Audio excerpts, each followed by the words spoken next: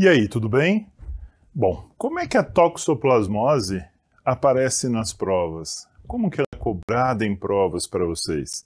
Isso aí, a gente vai falar um pouquinho sobre ela, essa danadinha, a toxoplasmose, né? Cheio aqui de taquizoíto na nossa imagem, já para prestar atenção. E a toxo, ela é um pouquinho diferente das outras monolikes. Por quê? Porque eu posso ter complicações da toxo que saem da infecção aguda. E aí a gente vai conversar sobre isso numa aula rapidinha. A aula é rápida, mas ela ajuda a reforçar esses pontos que vão cair em provas, que geralmente aparecem em provas. Né? Vamos ver isso? Então a gente começa lembrando das formas evolutivas da toxo. Professor, mas se eu estou estudando para a prova, não é mais na faculdade, por que eu ainda tenho que ficar estudando forma evolutiva? Que coisa chata isso. Bom, é chato, mas é importante, principalmente por conta do mecanismo de transmissão, que é como aparece às vezes em algumas questões. Então, por exemplo, se eu estou falando em oocisto, ó, o nosso amigo felino ali, esse fofinho, o gatinho, ele elimina os cistos nas fezes. E aí, se alguém usa esterco para fazer um adubo de alguma plantinha, de alguma alface, de algum moranguinho que cresce lá no chão, e no meio desse esterco tem parte de fezes de gato e que tenha o oocisto, eu vou engolir esse oocisto e eu posso ter problemas com a toxoplasmose.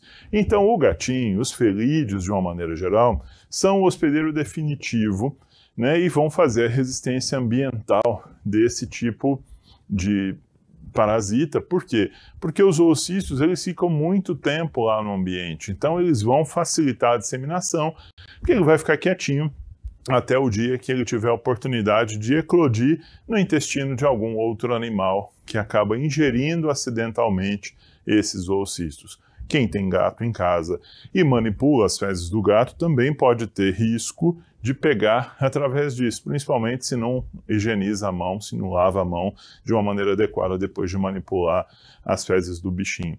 Né? Bom, mas enfim, além disso nós temos os taquizoítos. E onde o taquizoíto entra na transmissão? Olha aqui que lindinho, esse feto, né? Por que isso, professor? Porque os taquizoítos eles estão presentes em dois momentos. Quando a gente faz toxoplasmose aguda, é o taquizoíto que fica lá circulando, né? É o taquizoíto que fica lá andando para todo lado. Mas além disso, na fase de reativação, ele também pode causar problema. Então, se uma grávida, por exemplo, pega a toxoplasmose durante a gravidez, é o taquizoíto que vai fazer a infecção no feto. Né? E se eu tenho uma reativação num paciente imunodeprimido que já tinha tido contato com a toxo e que ficou lá latente, e aí essa é uma outra informação importante, toxo não cura. A gente resolve a infecção aguda, mas eu vou ter latência pelo resto da vida. E essa latência ela pode reativar em algumas situações com o taquizoíto e fazer a transmissão. Então, a transmissão materno-fetal na placenta, por exemplo, acontece através de taquizoítos de uma mãe que tenha pegado toxoplasmose durante a gestação. E por último, a gente tem os bradyzoítos. São os bradyzoítos que ficam latentes, que ficam dormindo. Então, a infecção latente ela é causada pelos bradyzoítos e que não vai ter problema para ninguém. Na maioria das vezes, o bradzoíto ele não vai causar problema, a não ser que ele tenha uma condição onde ele possa reativar. E aí a gente também pode pegar toxoplasmose desse jeito, porque se eu me alimento de carne mal cozida, se for uma carne que teve infecção prévia por toxoplasmose, e aqui eu não estou falando só do gatinho, qualquer animal que teve uma infecção prévia por toxoplasmose pode ter no meio da carne bradyzoítos.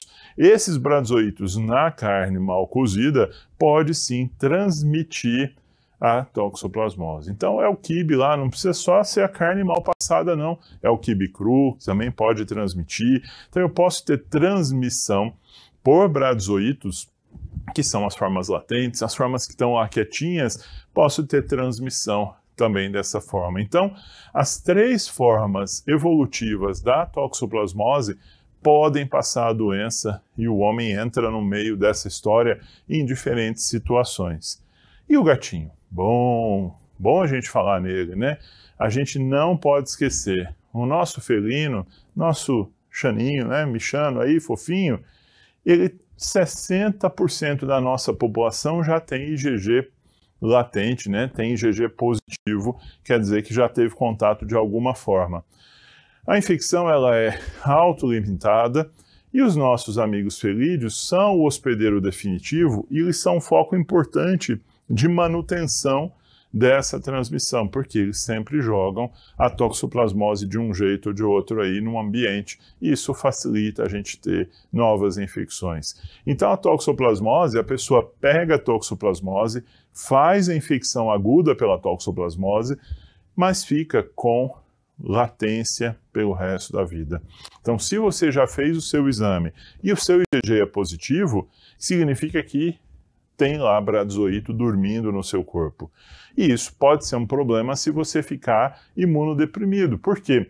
Na infecção aguda, ela vai resolver sozinha, ela é autolimitada, como a maioria das monolikes. Então, nós estamos falando de uma monolike. A infecção aguda por toxoplasmose, ela vai passar como a maioria das monolikes. Quando você vê a aula de citomegalovírus, a gente fala disso. Quando você vê a aula de Epstein-Barr, a gente fala disso. São infecções que são autolimitadas, elas resolvem sozinhas na parte aguda. O problema é a parte da latência. O problema é a reativação em algumas situações.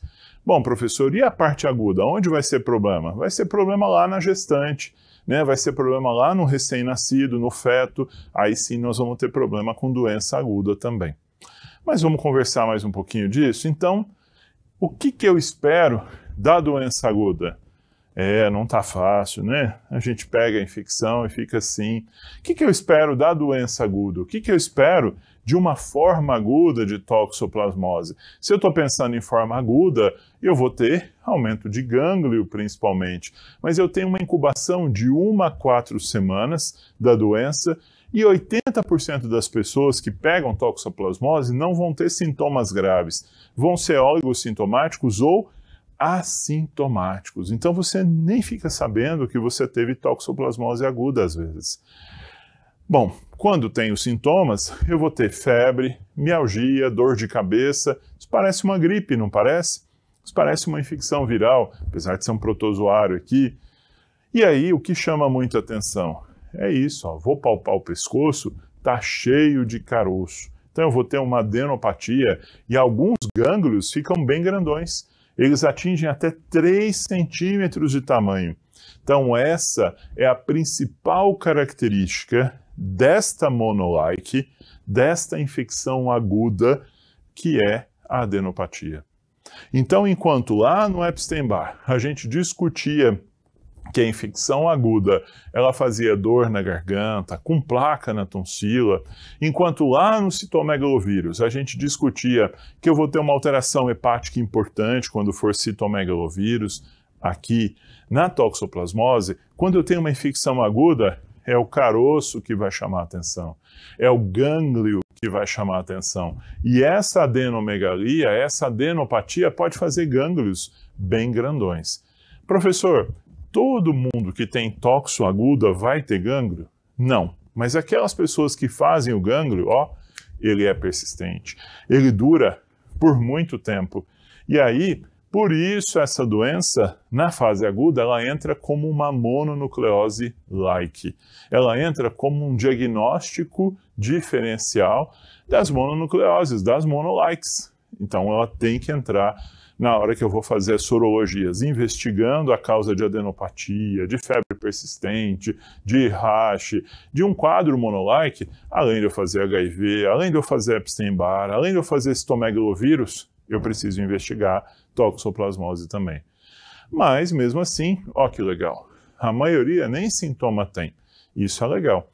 Mas nessa forma aguda, essa adenomegalia cervical vai ser o sintoma mais marcante, vai ser o que mais vai chamar atenção e às vezes ele dura meses até. Então, eu que sou infectologista, às vezes eu recebo no consultório um paciente falando: doutor, apareceu um carocinho aqui, eu tive um quadro de febre, de uma dor no corpo, uma dor de cabeça, e apareceu um carocinho depois disso, e ele não desaparece, já tem 3 meses, e ele não desaparece. Aí eu passei no pronto-socorro, falaram que podia ser câncer. Eu passei no pronto-socorro, falaram que podia ser tuberculose de gânglio.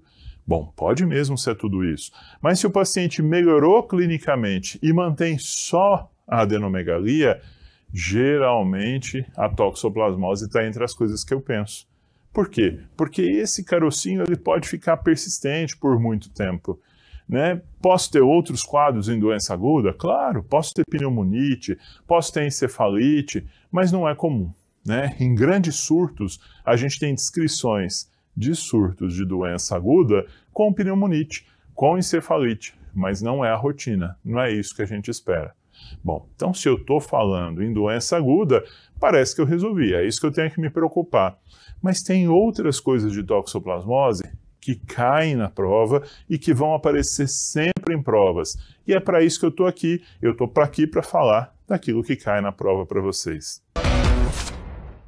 Então, olha só, a gente falou da toxo aguda, mas eu tenho outros assuntos da toxoplasmose que vão sempre aparecer em provas. Por exemplo, a cororetinite.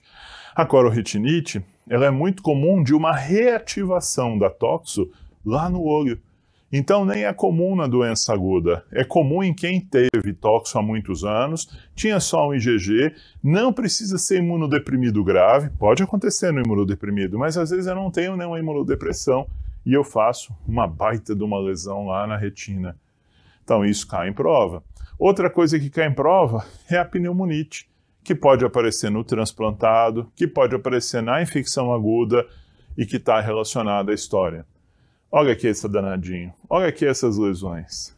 Reativação de toxoplasmose com lesão em cabeça. Isso acontece onde? Pessoas vivendo com HIV principalmente. Então, no paciente vivendo com HIV, CD4 baixo, já teve IgG positivo no passado? Posso reativar. E quando reativa, não é gânglio que vai fazer. Geralmente reativa principalmente no sistema nervoso central, fazendo a neurotoxoplasmose, que cai tanto em prova. A gente tem tanta questão de neurotoxo, tem que saber.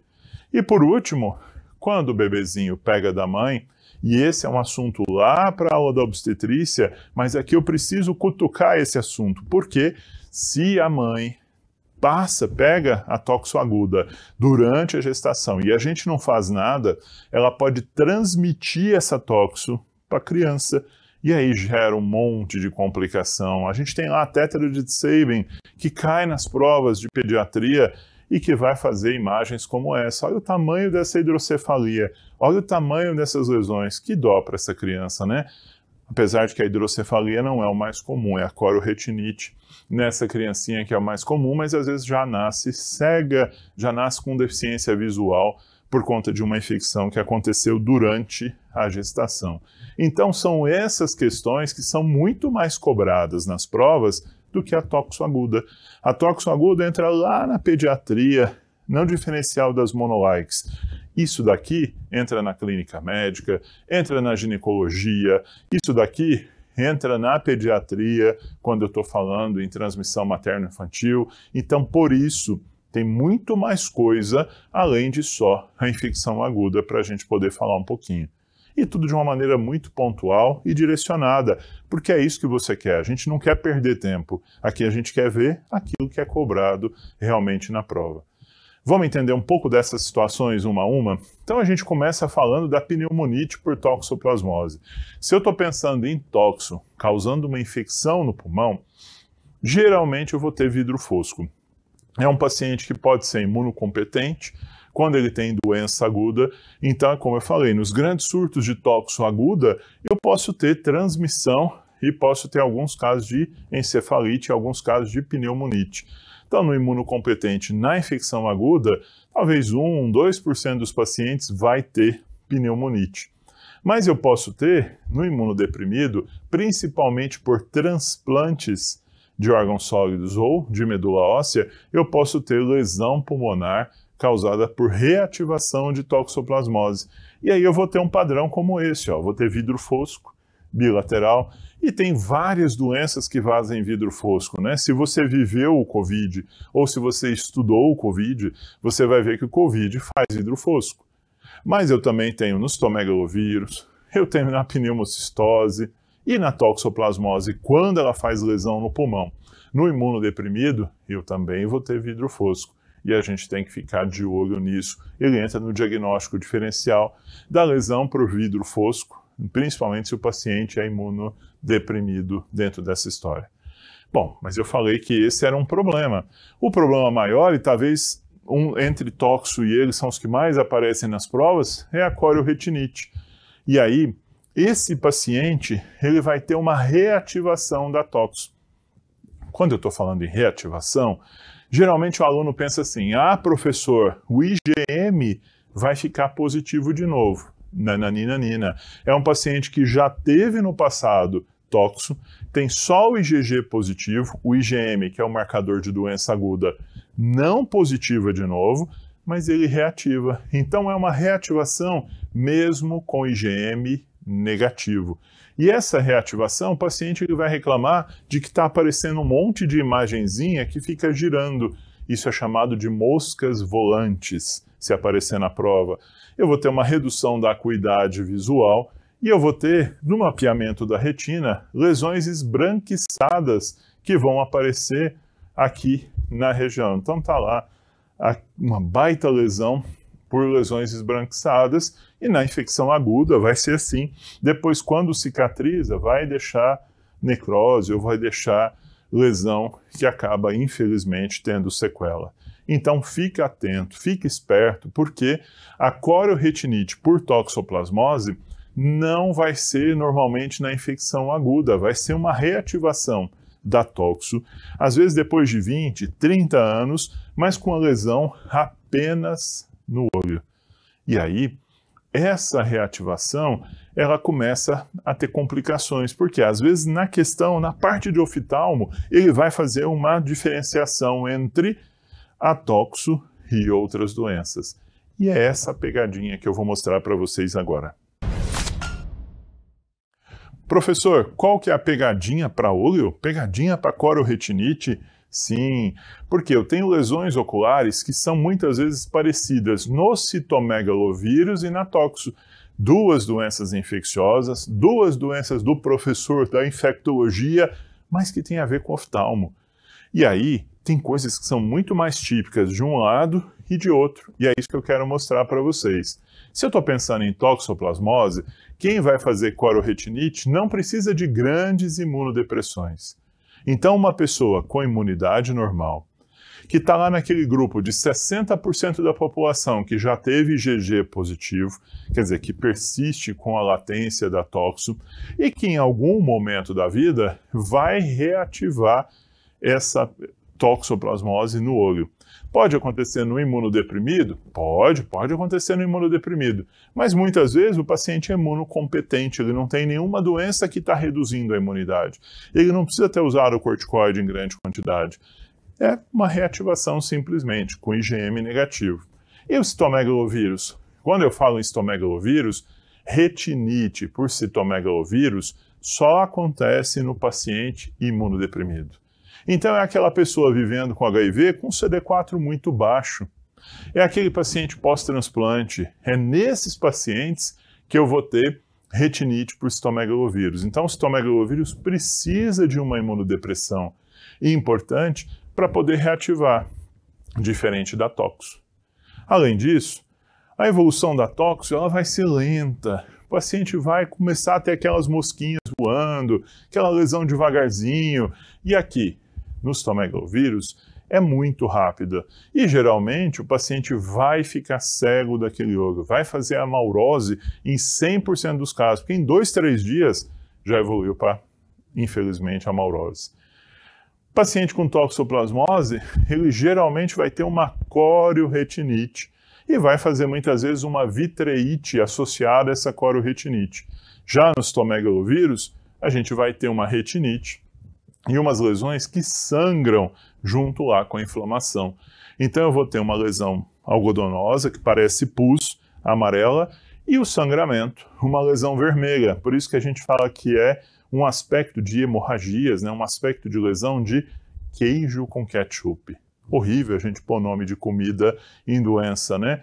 Culpa não é minha, é dos patologistas. Culpa não é minha, é dos oftalmos que olham lá e falam assim: nossa, parece queijo com ketchup, porque eu tenho a parte inflamatória e eu tenho a parte do sangramento. Então, no citomegalovírus no olho, eu vou ter esse perfil que é diferente da toxo, que vai fazer uma corioretinite.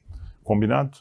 Bom, e no imunodeprimido? A gente tem outros problemas, né? Se eu estou falando em imunodeprimido, nós estamos falando em pessoas com síndrome de imunodeficiência adquirida, pessoas vivendo com HIV/AIDS, que já estão na fase da AIDS. Essa pessoa pode fazer reativação do brazoito. Aquela parte que estava lá dormindo, que estava lá quietinha, acorda. Só que quando ela acorda, não é no carocinho que ela vai dar problema, é lá dentro da cabeça. Então, geralmente um CD4 abaixo de 200, principalmente abaixo de 100 células, né? Eu vou ter reativação no sistema nervoso central, com uma lesão focal, com déficit motor, e, infelizmente, no sistema nervoso central de pessoas vivendo com HIV, é a oportunista mais frequente. Que lesão que eu espero ter, professor? Esse tipo de lesão, olha, baita área de edema, tá lá a cápsulazinha, ó, baita área de edema, tá lá a cápsulazinha, baita área de edema com região de cápsula. Então a gente tem isso, a gente tem reativação da toxo no sistema nervoso central e de olhos fechados. Se você estiver fazendo uma questão que tem uma pessoa vivendo com HIV, que faz um padrão que parece ser de um derrame, de um acidente vascular cerebral, porque ele fica com déficit motor de uma hemiparesia, primeira coisa que a gente tem que pensar é em toxoplasmose do sistema nervoso central. Neurotóxico é isso. É chato, é ruim e é a infecção do sistema nervoso central mais comum na pessoa vivendo com HIV. Tudo bem? Bom, falei que tinha mais coisa, não falei? Vamos falar dos nossos fofinhos, vamos falar do fofinho que está aqui dentro, não do fofinho que está aqui fora. Vamos falar da infecção congênita por toxoplasmose. Então, se eu estou falando em infecção congênita, a gente está falando que esse bebezinho nasce com a chamada tétrade de Sabin. Eu vou ter uma corioretinite bilateral, eu vou ter calcificação lá dentro da cabeça, que a gente vai ver, eu vou ter perturbação neurológica, e isso é muito ruim, porque no final das contas isso vai levar a uma hidrocefalia. Então são os 4 pontos que formam a tétrade de Sabin. Professor, em que momento é pior para poder pegar a toxoplasmose na gravidez? No momento que está formando. Então, pior momento para pegar é no primeiro trimestre. Professor, qual é o momento mais fácil de pegar a toxoplasmose? A transmissão maior não é no primeiro trimestre. Ufa! É no terceiro. Mas os danos maiores, infelizmente, são maiores se tiver a transmissão ainda no primeiro trimestre. E é por isso que toda grávida obrigatoriamente tem que ter sorologia de tóxico na primeira consulta, até no pré-engravidar, se ela está programando. Por que isso? Porque esta gestante, se ela tiver tóxico, ela vai ter o risco de ter problema, principalmente se pegar no primeiro trimestre aí, né? Bom, e o diagnóstico? Como é que a gente faz diagnóstico? A gente faz na fase aguda com IgM, então IgM positivo faz o diagnóstico na fase aguda. Que cuidado que eu tenho que ter? Às vezes o gânglio aparece, às vezes a febre aparece, às vezes o mal-estar aparece, e só 2 ou 3 semanas depois é que o IgM vai dar positivo. Então, naquele paciente que eu estou pensando em tóxico e que vem tudo negativo, repete o exame umas 2 semanas depois, porque às vezes o IgM demora para positivar. A não ser que ele já tivesse IgG. Aí não tem como ele fazer uma infecção aguda se ele já teve no passado, né? Uma reativação não faz IgM positivo. E depois que apareceu o IgM, demora 6 meses para negativar. Aqui, de novo, entre as nossas gestontas. As nossas gestantes, às vezes elas chegam no primeiro trimestre com IgM positivo, tendo tido toxo há 3 meses antes. Isso não tem risco para a criança, mas isso deixa o obstetra, cansado, porque vai ter que fazer uma investigação exaustiva e entender o que está acontecendo. Bom, na neurotóxo eu vou ter uma imagem típica no imunodeprimido, posso fazer o PCR para toxo no líquor e vou fazer biópsia em casos em que não teve resposta com tratamento empírico. Na congênita eu vou ver o IgM no cordão umbilical, eu vou achar o parasita no cordão umbilical e posso ainda avaliar o IgG do recém-nascido em relação ao da mãe, se ele tiver maior da titulação, com 2 ou 3 vezes a mais, a gente fala que provavelmente teve uma infecção na criança. Corioretinite, diagnóstico é clínico. O oftalmo vai olhar e vai falar, porque não dá para biopsiar olho. Né? Lembrar que o IgG tem que estar positivo no sangue e que o IgM, geralmente, ele não fica positivo. Né? A não ser que seja uma infecção aguda, na reativação eu não vou ter IgM positivo. Professor, e na gestante? Na gestante, vocês vão ter isso muito bem vistos na aula de obstetrícia e eu só fiz um fluxozinho para a gente lembrar que a gente tem mesmo que preocupar. Gestante, toda gestante faz a sorologia pré-natal. Se o IgM e o IgG estão negativos, então ela é susceptível. Essa gestante não vai comer coisas cruas, porque pode ter lá desde o moranguinho, a verdura crua, a gente vai falar, evita durante a gravidez, não come carne mal passada, evita o quibe cru. Por quê? Porque se ela pegar um problema. Então eu vou orientar medidas preventivas. Se ela for só IgG positivo, beleza, ela já teve no passado e não tem mais risco. E a gente não reativa na gestação. O problema é quando eu tenho IgG e IgM positivos. Se ela tem IgM positivo, eu não sei se ela pegou no começo da gestação, eu não sei se ela já tinha antes, eu não sei se isso é um falso positivo, e aí, nesse caso, eu vou fazer teste de avidez, eu vou fazer geralmente até a 16ª semana de gestação, vou fazer, se a avidez for baixa, eu indico uma infecção recente, vou fazer o PCR no líquido amniótico e toda a rotina que na aula de obstetrícia vocês vão ver com muito carinho e muito amor. Então, na gestação, a gente preocupa. Mas vocês viram como a gente tem várias situações onde a toxo entra? Por isso que essa aula existe, para poder lembrar para vocês essas situações. Já estamos acabando ela, né? E estamos falando de tratamento agora. Então, na toxoplasmose, eu saio dando remédio para todo mundo? De jeito nenhum. No imunocompetente, eu vou fazer... na maioria das vezes, nada. É uma doença autolimitada, ela vai resolver sozinha. Professor, quem é que vai tratar? Vai tratar aquele paciente que tem uma pneumonite ou uma encefalite, aquele paciente que tem uma lesão ocular, aquele paciente muito sintomático. E claro, aqui eu não pus, mas a gestante que confirmar a infecção aguda durante a gestação, eu vou tratar para diminuir a chance de passar para a criança. Né? O tratamento é feito com sulfadiazina e pirimetamina ou com sulfametoxazol trimetropim, né, pelo menos 21 dias. Se for imunodeprimido, a conversa muda. Aqui nós estamos falando imunocompetente. Se for grávida, a conversa também muda, mas esse é um outro assunto. E no imunodeprimido, professor, o tratamento é o mesmo, com trimetropim ou sulfadiazina e pirimetamina, só que aqui são 6 semanas de tratamento, são 42 dias de tratamento. Então lá são 3 semanas, aqui são 6 semanas de tratamento, e no imunodeprimido ainda vou depois manter uma profilaxia secundária para não reativar de novo. Dá trabalho, toxo. Imunodeprimido é um problema. Tá bom, então vamos ver como é que isso cai em prova? Vamos lá? Vamos ver comigo? Olha só, vamos ver como é que isso cai em provas do Revalida. Olha aqui, questão de 2023 do INEP. Um recém-nascido de 2 dias de vida, a termo, sem pré-natal adequado e que está em alojamento conjunto, vem apresentando icterícia e hepatomegalia.